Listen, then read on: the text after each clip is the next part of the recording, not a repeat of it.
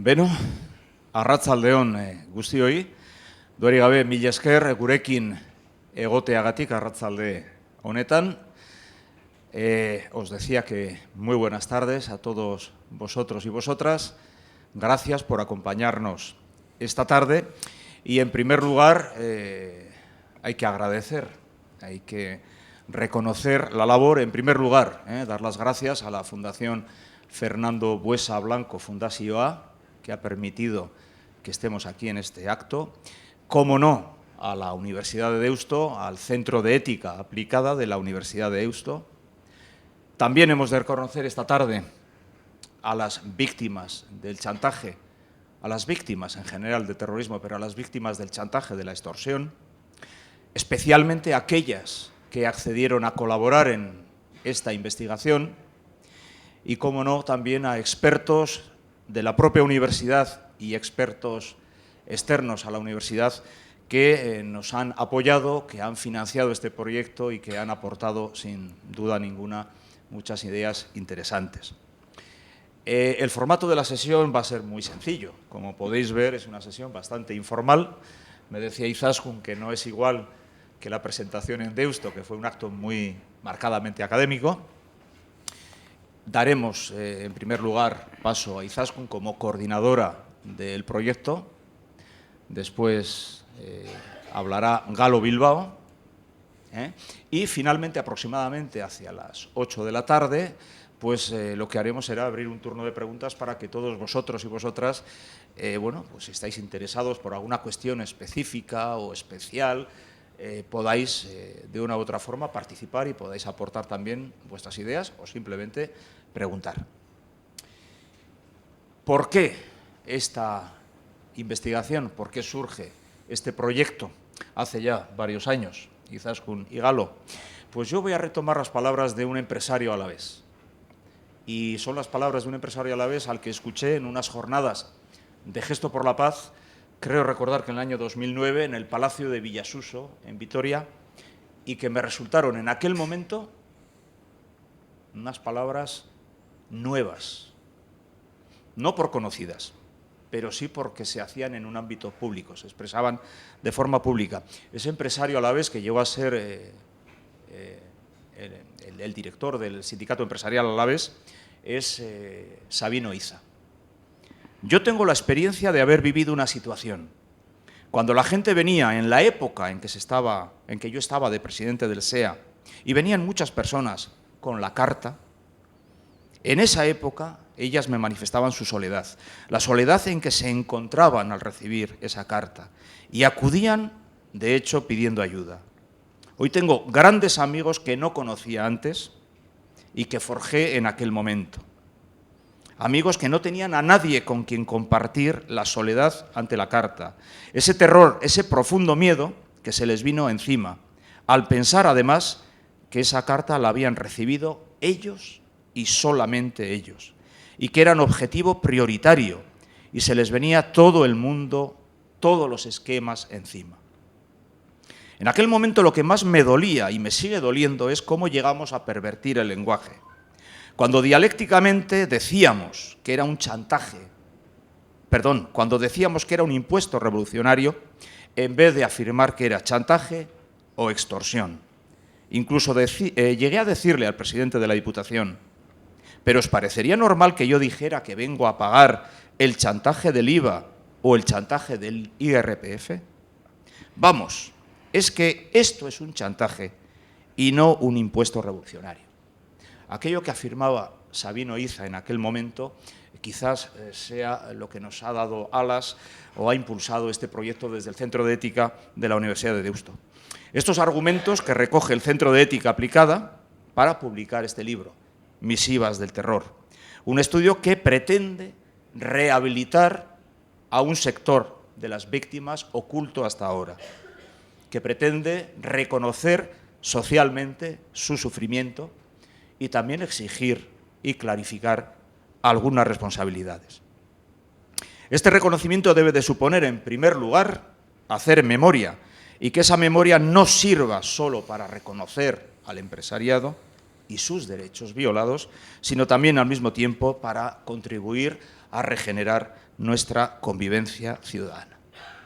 Esa ha sido la intención de este proyecto, que ha culminado con la publicación de Misivas del Terror, del libro que vamos a presentaros esta tarde. Y lo va a hacer, en primer lugar, Izaskun Sáenz de la Fuente, la doctora Izaskun Sáenz de la Fuente, como coordinadora y editora del proyecto. Izaskun es doctora en Sociología y Ciencia Política y licenciada en Sociología, profesora de Ética de la Universidad de Deusto y miembro destacado del Centro de Ética Aplicada. Posteriormente estará con nosotros Galo Bilbao Alberdi, doctor en Teología y licenciado en Filosofía, profesor de Ética en la Universidad de Deusto, miembro también de su Centro de Ética y una persona muy conocida por haber participado en iniciativas y proyectos en torno al reconocimiento de las víctimas, como Glen Cray o Víctimas Educadoras entre 2008 y 2012. Y sin más dilación, Izaskun, pues tienes la palabra. Muchas gracias. Se me oye bien, ¿no? Bueno, muchas gracias primero a la Fundación Fernando Buesa por acoger precisamente la presentación de este libro en Vitoria, y muchas gracias a todos y a todas las que estáis aquí presentes. Para conocer un poco, yo lo que voy a hacer es presentar brevemente, recuperando algunas de las cuestiones que ha planteado Jesús, cuál ha sido el enfoque del proyecto y desde el cual hemos realizado el libro, y luego en un segundo momento haré una aproximación al enfoque sociopolítico, en el que pondré el foco de atención en lo que ha sido todo el proceso de victimización y sus consecuencias, lo cual me llevará a tener en cuenta algunos de los testimonios. Todos son igualmente importantes, pero como no podemos estar aquí mucho tiempo, pues me he visto obligada a seleccionar algunos que pueden ser emblemáticos de elementos clave del proceso de victimización que han sufrido las víctimas, ¿no? ¿Qué hemos pretendido, en primer lugar, con un estudio de estas características? Pues hemos pretendido poner sobre la mesa, visibilizar una dimensión de la violencia de ETA que ha pasado muy desapercibida y, como ha dicho Jesús, reconocer a sus miles de víctimas. Es cierto que la violencia ha influido durante casi 50 años decisivamente en la vida cotidiana de nuestra sociedad y ha sembrado en nuestras calles de sufrimiento, de muerte y de destrucción.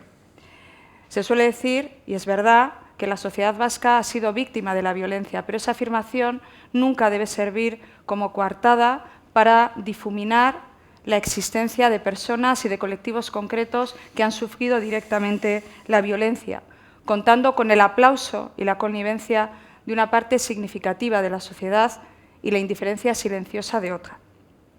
Precisamente uno de los colectivos más afectados ha sido el que hoy nos convoca aquí, el de empresarios, directivos y profesionales liberales que han sufrido una forma particular de violencia, la extorsión económica, con el fin de convertir a esas víctimas en financiadores forzosos de la actividad mortífera de quien les estaba extorsionando.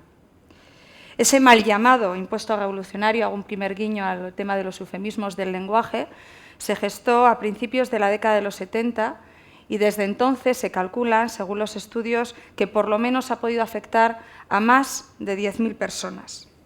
La mayoría de ellas no cedió al chantaje, especialmente en Álava y en Navarra, ya que hablamos ahora de provincias, ¿no?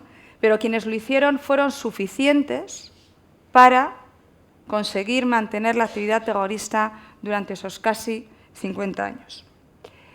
Recuperando también algo que ha dicho Jesús sobre cuál es el enfoque de este estudio, pues diríamos que nos situamos en un contexto en el cual hay una cierta tentación de no preguntarnos mucho, después de que ha desaparecido lo más evidente, que sería la violencia y la extorsión, no preguntarnos mucho por lo que ha sucedido ni por qué se ha producido.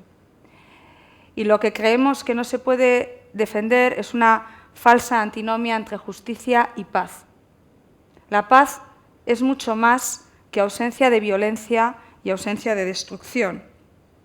Creemos que la paz implica justicia e implica, por lo tanto, recuperar, traer al presente lo que ha quedado ausente, no solamente las personas que han muerto, sino aquellas personas que, sin haber fallecido, la mayoría en el caso de la extorsión, han sufrido directamente la violencia y que pueden sufrir además esa doble victimación o esa revictimización que implica la muerte del olvido. Por lo tanto, creemos, y eso ha inspirado el libro, el deber de memoria es un imperativo íntimamente ligado al grito que siempre emerge de las víctimas supervivientes del nunca más, a ese principio de no repetición de la barbarie, que implica denunciar el mal cometido y, por lo tanto, mantener viva su memoria. Ese mantener vivo también tiene otras implicaciones, como el buscar socializar a las nuevas generaciones desde una adecuada gestión de las emociones, precisamente en principios de tolerancia activa, y cegar las vías de odio y de exclusión, que es una asignatura que creo que todavía tenemos pendiente. Precisamente por la relevancia que nosotros otorgamos en este estudio a la perspectiva de las víctimas, a los testigos que fundamentan la constitución de comunidades solidarias de memoria, consideramos precisamente piedra angular del mismo los testimonios de esas víctimas, ¿no? Nosotros tenemos, digamos, dos vías fundamentales a través de las cuales hemos accedido a las víctimas. Por un lado, contamos con 66 entrevistas en profundidad, de muchas de ellas casi 2 horas de duración, en donde la persona nos contaba cuál era su experiencia de victimización. Y por otro lado, contamos también con 140 cuestionarios online que permitía el acceso a aquellas personas que por cuestiones de confidencialidad preferían no desnudarse en una entrevista. Bueno, con todo ello hemos construido el relato ético-político que ofrecemos aquí. Es verdad que ha habido empresarios que han rechazado el prestar su testimonio para evitar reabrir viejas heridas que creían que estaban en algunos casos cicatrizadas, en otros casos pues había dificultades para que eso cicatrizase, pero también ha habido muchos que se han prestado a prestar ese testimonio precisamente para garantizar los derechos de las víctimas, a la verdad, a la justicia, a la reparación y ese principio de no repetición al que aludí hace un momento. Y quiero aprovechar la ocasión que me brinda un acto como este de precisamente reconocer y dar las gracias a nuestros informantes por prestar su testimonio. Un acto que para ellos no ha estado exento de sufrimiento, sino todo lo contrario. Son para nosotros los protagonistas involuntarios de esta terrible historia y con ellos y con todas aquellas personas que no han salido todavía del silencio, la sociedad vasca, pero sobre todo los victimarios y sus cómplices, tienen una gran deuda que satisfacer. Quería subrayar antes de entrar en el enfoque sociopolítico que el libro, si tenéis ocasión de verlo o de adquirirlo, podéis ver que tiene, además de una introducción, unas conclusiones y los dos enfoques que vamos a intentar presentar Galo y yo, también unos anexos que pueden resultar interesantes. Interesantes desde la perspectiva que inspira el conjunto del libro.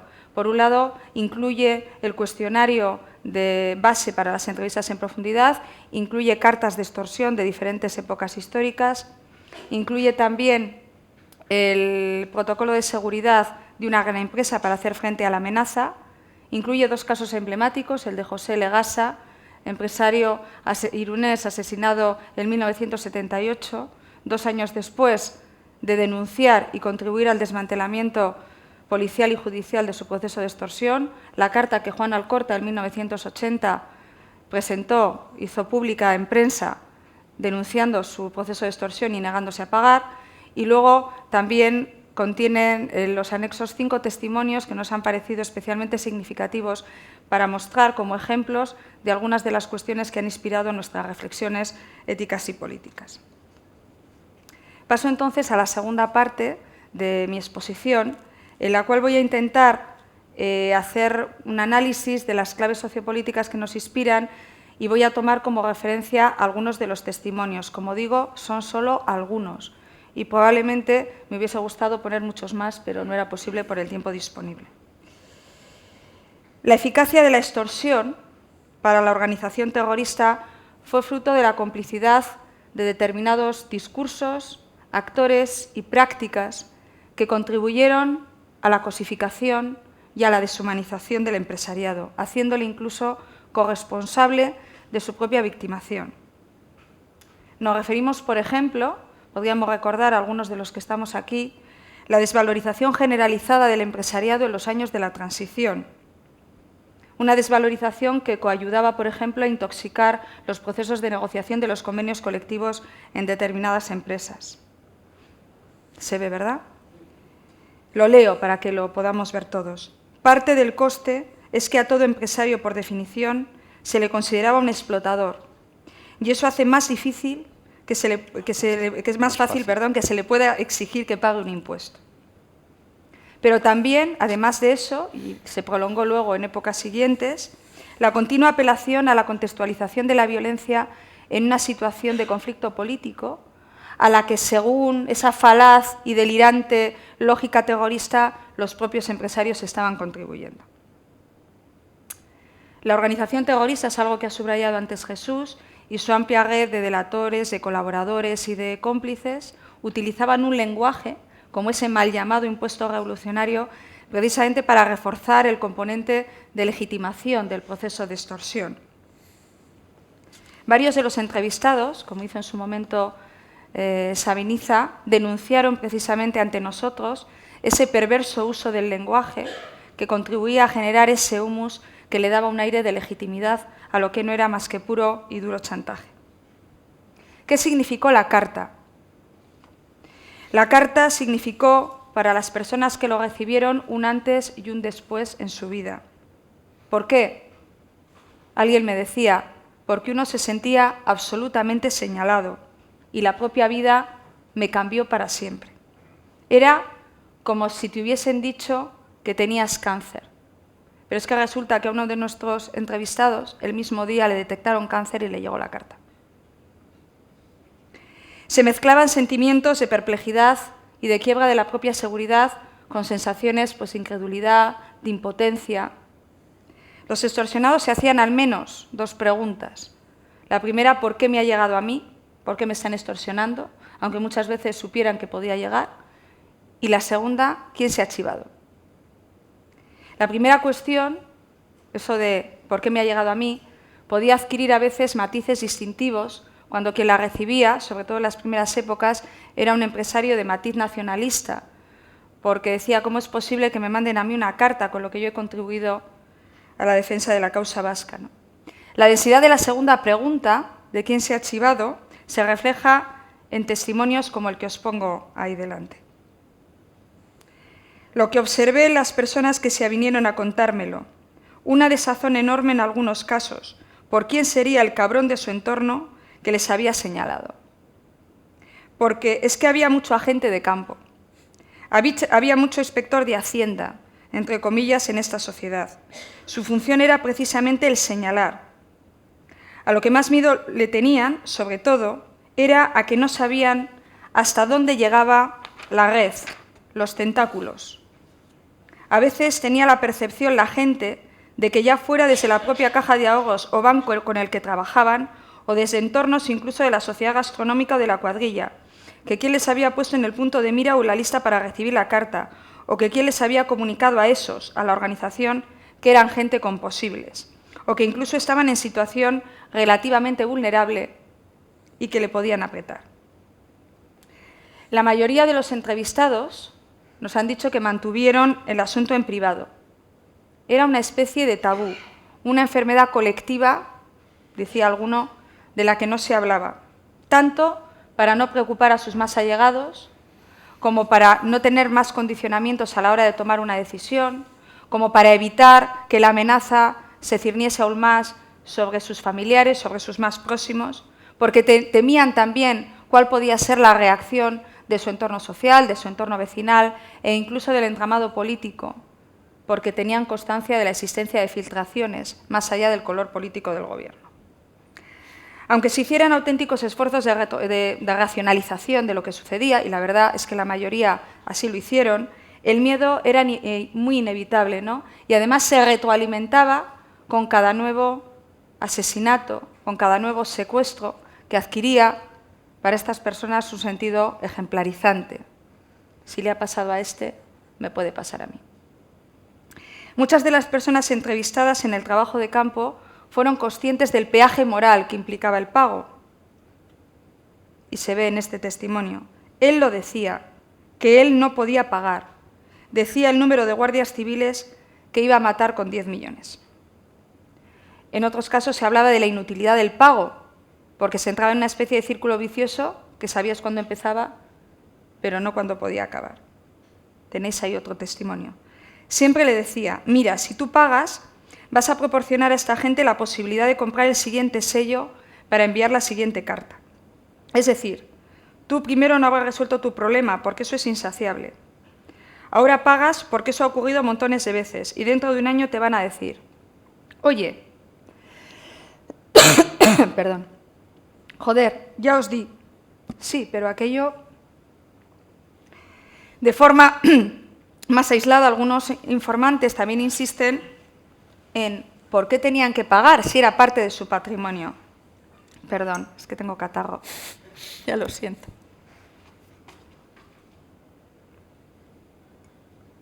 Es que me casco. Y lo decían así. Que yo pago una pasta de impuestos. En impuestos. ¿Tú crees que encima voy a pagar ese dinero a estos tíos? No. O se sentían protegidos por la empresa en la que trabajaban. Es muy diferente haber pertenecido a una gran empresa, que sobre todo en las últimas décadas disponía de sus propios servicios de seguridad conectados a los cuerpos policiales, que tener un pequeño negocio en una pequeña localidad dominada por el control del entorno radical, donde abundaban esas prácticas civilinas a veces, ¿no?, de microextorsión mafiosa, encuadrables en el mal llamado terrorismo de baja intensidad, con el más que conocido trasiego de sobres. ¿Quién se atrevía a entregar el sobre vacío? Uno me decía, pero vamos a ver, si hasta el que vende gominolas, si saben a quién vota y cuándo respira.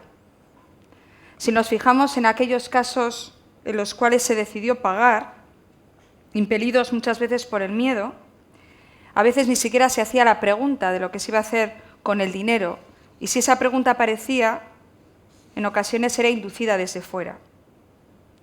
No me lo planteaba, y mira, si te voy a decir una cosa ahora que me lo dices.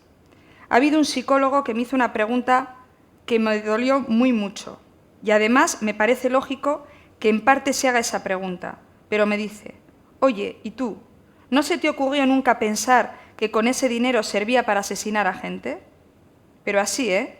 Y le dije, jo, solamente falta ya que me digas eso, jo, es que ¿cómo vas a pensar tú?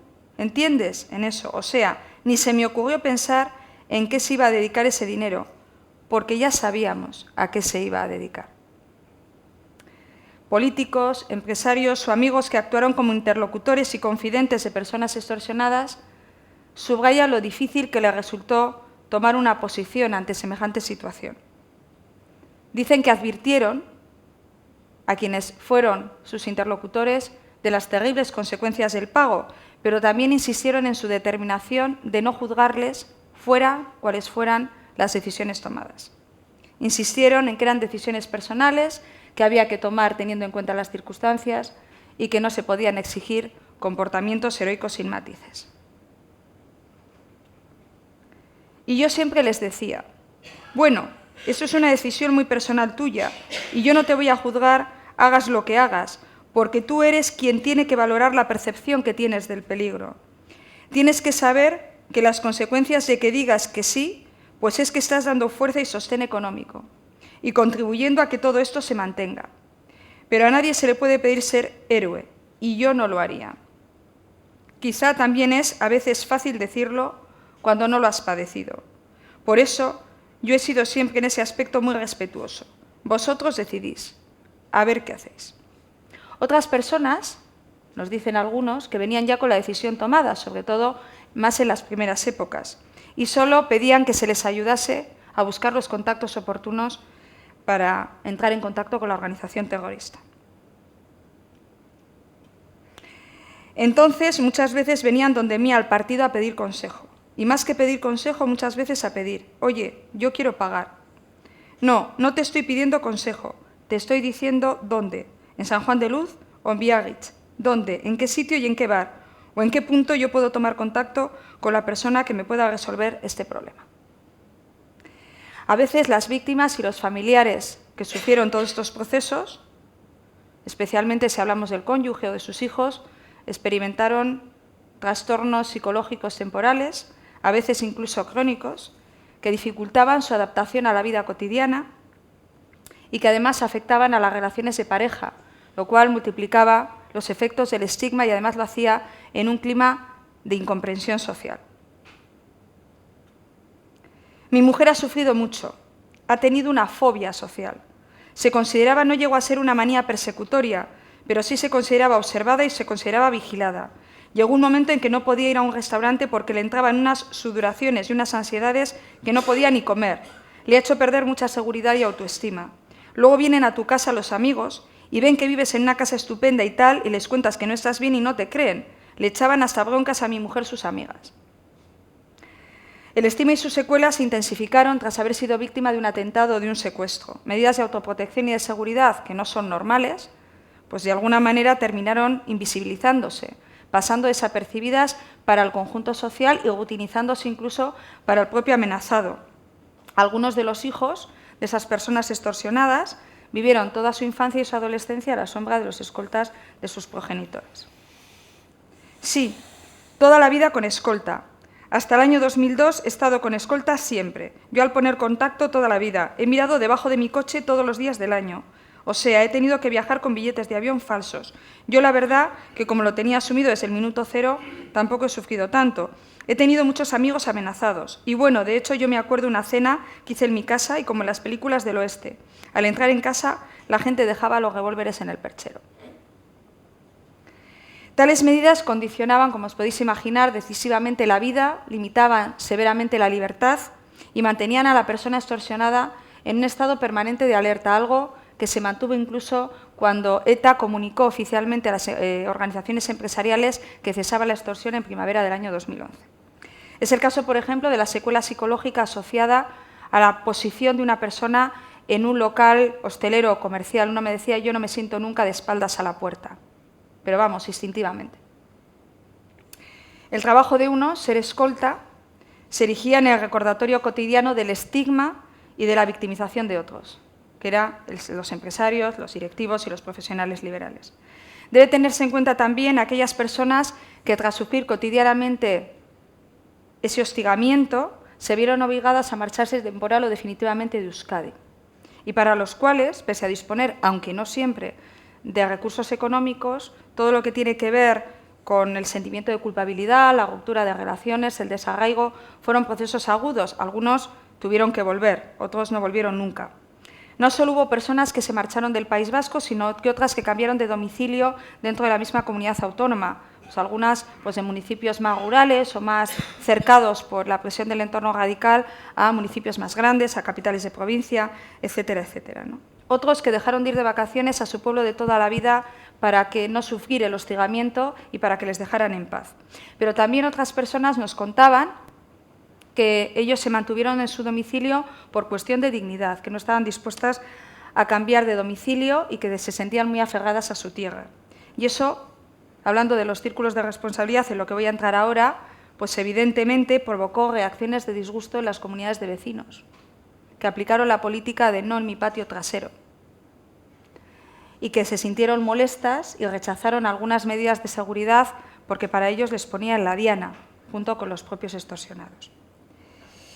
¿Qué pasó con la sociedad? Bueno, pues buena parte de la sociedad mantuvo una actitud indiferente y públicamente distante hacia las víctimas del terrorismo en general y también de la extorsión en particular. Evidentemente no es lo mismo hablar de los años 70 que hablar de la década de 2000, pero en todo caso podríamos decir que de forma minoritaria, a partir de los años 90, fue surgiendo una actitud que salía de esa indiferencia, que trataba de mostrar solidaridad con las víctimas. Habría que recordar cómo en la década de los 90, Gesto por la Paz lideró la campaña de Lazo Azul durante los secuestros, la mayoría de ellos cometidos contra personas relacionadas con el mundo empresarial. Ello de alguna manera contribuyó a erosionar el estigma, pero no rompió con él. La ciudadanía siguió considerando que la violencia era una realidad prácticamente inevitable y no se despegó significativamente de su insensibilidad. Pero en esa misma época, mientras Gesto por la Paz y el Lazo Azul se hacían visibles en nuestras calles, la violencia de persecución, un término acuñado por esa misma organización pacifista, hizo visible con toda su crudeza el potencial de la extorsión y de la intimidación de la trama política del nacionalismo vasco radical, sobre todo durante los secuestros. no solo los apoyaron explícitamente con eslóganes como Julio Ordaindu, paga lo que debes, o Aldaya, paga y calla, sino que además buscaron amedrentar a las minorías que demandaban la libertad de las personas secuestradas.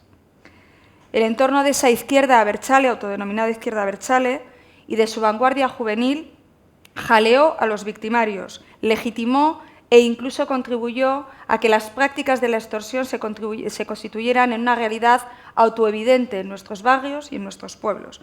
Por eso, ese sector, que ha sido un cómplice activo de la victimización, tiene una especial responsabilidad para regenerar, reconstruir su identidad cívica y contribuir a la regeneración de la convivencia. Los partidos políticos no han estado, en general, a la altura de las circunstancias. Las personas entrevistadas les acusan de falta de apoyo, de irresponsabilidad y de escasa eficacia. Es verdad que si revisamos la hemeroteca, y lo podéis ver en el libro, las primeras declaraciones en contra de la extorsión de las diferentes fuerzas políticas, excepto evidentemente el nacionalismo radical, se remontan a 1977. Y es cierto que hay declaraciones públicas de condena sistemáticamente. También es verdad que en esos momentos se dio una cierta permisividad en el terreno privado sobre lo que tenían que hacer los empresarios. Se hablaba de la asunción de responsabilidades individuales, de la famosa cuota de riesgo que había que asumir, pero también la posibilidad de que cada uno resolviese la situación como buenamente pudiera. Hay otra cuestión también muy importante al hablar del nacionalismo vasco radical, y es que para hacer efectivo el pago del chantaje, el empresario afectado, lo podéis ver en las cartas del libro, debía contactar con la organización terrorista a través de ese entorno. En las primeras cartas se decía incluso con quién había que contactar y dónde. Algunos, quizá de los que estáis aquí, recordaréis al famoso Ochía. Las polémicas acerca del procesamiento de quienes habían pagado, que sobre todo se generalizaron en los años 90, cuando empezaron a haber algunos pronunciamientos policiales y judiciales al respecto, y de los mediadores, resultaron reveladoras de los efectos ético-políticos y jurídicos de esa perversa lógica de la extorsión que, como Galo desarrollará después, tendió de alguna manera a hacer cómplice a la propia víctima de multiplicar el mal del victimario. Por un lado, los partidos parecían convencidos de que no se debía procesar ni a los empresarios ni tampoco a los mediadores que hubiesen actuado por motivos altruistas, por cercanía a la víctima. Y también insistían en las perversas consecuencias del pago de rescates, pero al mismo tiempo subrayaban que habían que entender que las familias utilizasen los medios que tenían a su alcance para terminar con los cautiverios. Algunas organizaciones empresariales llegaron a manifestar en diferentes épocas históricas la sensación de que no era un tema política y socialmente relevante. Y a pesar de que insistieron en que las instituciones eran las que debían liderar la lucha contra el terrorismo y que merecían su respaldo, también de la misma manera que los partidos tendieron de alguna manera a no subrayar demasiado lo que podía estar implícito en el pago de rescates para terminar con los cautiverios de los empresarios extorsionados. El empresariado vasco, que también se pronunció sistemáticamente en contra de la extorsión a diferentes niveles, tampoco resultó especialmente proactivo y quizás había que haber aprovechado un poquito más sus capacidades para aportar estudios, informes, testimonios, manifiestos o criterios para comprender y atajar el fenómeno de la red criminal, para hacer visibles los graves efectos en la economía, para crear el necesario clima protector a las empresas y, sobre todo, para sensibilizar al conjunto de las instituciones y también al conjunto de la sociedad. Todas tampoco se comportaron de la misma manera y creo que hay que subrayar, por ejemplo, el comportamiento especialmente ejemplar de la Confederación de Empresarios de Navarra y también de algunas otras menos conocidas, pero que tuvieron que adoptar posiciones muy tajantes en coyunturas complicadas, como por ejemplo Fundación Acción de los Pueblos del Goierri. Adelante, Galo. Bien, yo voy a intentar acercar la perspectiva ética desde la que hemos abordado esta realidad. Una realidad que para mí personalmente siempre se me ha manifestado como un agujero negro. En el proceso de visibilización de las víctimas que se comenzó entre nosotros a mediados de los años 90, ha quedado siempre ocultada la realidad posiblemente más mayoritaria o prácticamente más mayoritaria de víctimas, que son las que han padecido precisamente la extorsión. Antes Jesús lo ha citado y yo recuerdo que cuando organizamos los encuentros de Glen Creek pretendimos en un momento determinado también incorporar la presencia de víctimas de la extorsión, no conseguimos a nadie. O me acuerdo también cuando pusimos en marcha iniciativas piloto acerca de la propuesta de las víctimas educadoras, queríamos el testimonio también de alguna persona que había sufrido este tipo de chantaje y no conseguimos que nadie acudiese a las aulas. Ha sido una realidad siempre oculta. Esa ocultación, ese dato de la ocultación, se contrapone a una pretensión nuestra desde hace tiempo, que es precisamente asumir la centralidad de las víctimas. Si queremos analizar la extorsión, la verdad de la extorsión está en las víctimas. Son ellas las que representan, más allá de las especulaciones o de las ideas que tengamos, la verdad de la extorsión. Y eso es lo que hemos intentado en este acercamiento. Antes de empezar, nos hemos preguntado en un momento, pues una de las preguntas que precisamente sobrevuela toda nuestra investigación, y es ¿por qué se produce esta ocultación, esta falta de visibilidad, que en última instancia lleva a que no sea posible reconocer como víctimas a estas personas? Si os dais cuenta, en los actos públicos pocas veces se les cita expresamente, pocas veces hacen acto de presencia, son una realidad ocultada. ¿A qué se puede deber esto? No digo que haya una razón definitiva, se nos ocurren varias razones, posiblemente la acumulación de todas ellas y de algunas más nos pueden dar luz sobre este hecho. Hay una primera que Izaskun la ha citado en cierta manera, es que no son el prototipo de víctima. A todos se nos va la cabeza a la hora de pensar en víctima, pues en alguien débil, quieto, impasible, indefendible, débil. Un empresario no refleja precisamente esto. Entre nosotros es gente pues con mucho liderazgo, que además muestra gestos importantes de triunfo, de logro, de superación. Es que es gente, alguna de ellas, muy importante socialmente. ¿Cómo identificar a este tipo de personas con víctimas? Es algo que nos cuesta, nos cuesta. Es algo que algunos también hemos tenido que aprender. Cuando en su momento dijimos vamos a asumir la perspectiva de las víctimas, luego te llevas la sorpresa de que es víctima no quien tú quieres o quien tú crees, sino quien de hecho tiene esa condición y te tienes que aguantar. Y eso es muy complicado muchas veces. Hay una segunda razón que a mí me parece importante, es que este colectivo, en líneas generales, ha introyectado la estrategia de la atemorización. Desde el primer momento que se recibe la carta, en el primer momento en que se empieza a sufrir la extorsión, todo está cubierto por un halo de secretismo, esto no se difunde, no se lo digas a nadie, ni se te ocurra denunciarlo. Esto, acumulado en el tiempo pasado, se convierte al final en un hábito propio del sujeto que lo padece. ¿Para qué voy a contar esto? Si lo que corresponde es precisamente tratarlo de esta manera secreta. Ha habido una introyección de la estrategia de la atemorización, que es la que empleaba hábilmente la organización precisamente para decidir los tiempos, los cómo, a quiénes y de qué manera. Hay una tercera razón que dificulta su aparición, es que, también lo ha dicho Izaskun de otra manera, todos eran susceptibles de acabar siendo cómplices de la organización y algunos de ellos no solamente podían llegar a serlo, sino en el momento de pagar podrían ser legalmente reconocidos como tales. Es decir, el hecho de dedicar un dinero a la financiación de ETA supone, lógicamente, la posibilidad legal de ser acusado de colaboración con banda armada. Es este hecho de esa posibilidad que está implícita y explícita en el mecanismo de la extorsión de convertirte en colaborador, uno de los elementos que desde la perspectiva ética es más difícilmente tratable. Estamos en eso que en la literatura del Holocausto Primo Levi lo trata con profundidad, es la zona gris. Víctimas que, mediante un mecanismo que establece el victimario, colaboran, incluso muchas veces contra su voluntad, con los objetivos del victimario.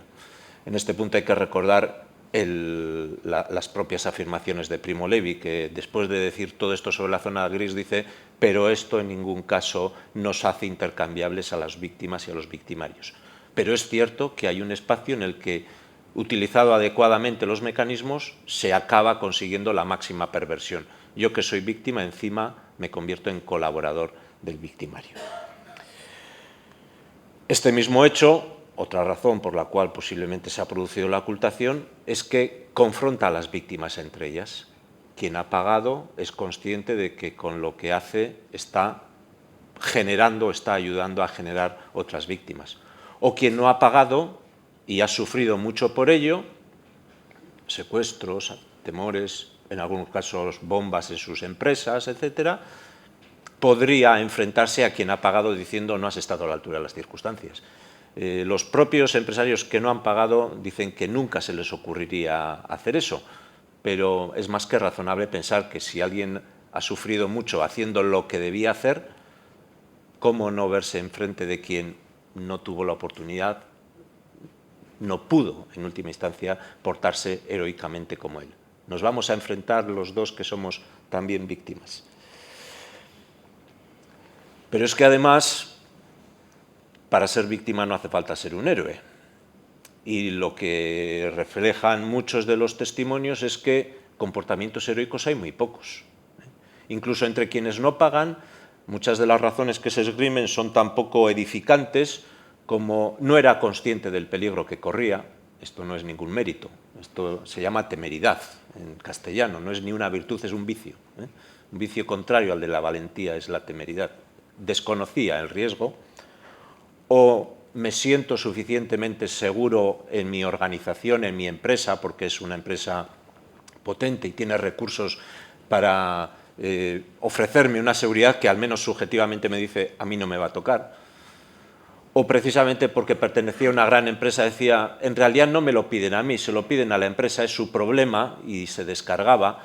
Como veis, son argumentos que te llevan a no ceder, pero no son precisamente de los que se podría construir una épica acerca del comportamiento heroico, ¿no?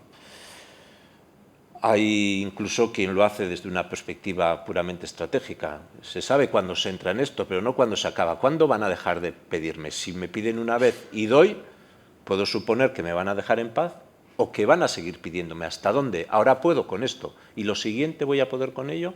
Pues mejor ni empezar, ni dar la oportunidad. Como se ve, tampoco es un argumento éticamente muy potente. O piden demasiado. Si me pidieran menos, pues igual me lo podría plantear. La seguridad bien lo vale, la tranquilidad bien lo vale, pero es que todo esto es que ni siquiera puedo. Lo dicho, ni siquiera entre quienes no cedieron al chantaje hay una argumentación, en la mayoría de los casos, suficientemente sólida éticamente como para poder salir a decirlo. Hay otro argumento que está por debajo de esta idea de ocultación de la realidad de estas víctimas, que procede fundamentalmente de gente como nosotros, que no somos víctimas, algunos de nosotros, pero que nos sentimos algo así como especialmente escrupulosos éticamente, y nos equivocamos cuando decimos: si eres víctima de la extorsión y acabas pagando, dejas de ser víctima. Parece como que si tu condición de víctima está vinculada a cuál sea tu comportamiento, no al comportamiento que has padecido, sino al que tú ejerces. Esto es una perversión tremenda, porque al final acaba dando la condición de víctima no a quien padece injustamente, sino al que se tiene que portar de una manera que en muchos casos es imposible.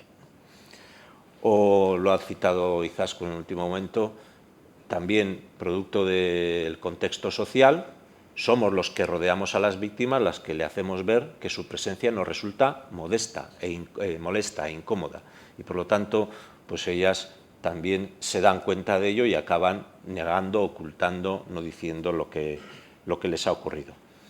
Estas 8 o 10 razones, a mí me parece que, sin ser ninguna de ellas la definitiva, van generando un caldo de cultivo suficiente como para que al final nos digamos, ¿y cómo es posible que 50 años después de que comenzase la extorsión, ya 5 o 6 años después de que las cosas estén bastante más relajadas, cómo es posible que todavía hoy esto sea un agujero negro, esto sea una realidad ocultada o no visible?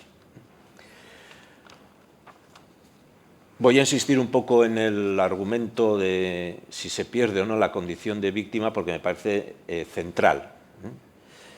Yo estoy convencido, y en este caso creo que sirve especialmente la idea de que una persona es víctima caracterizada por 2 razones o por 2 características. La primera de ellas es la pasividad.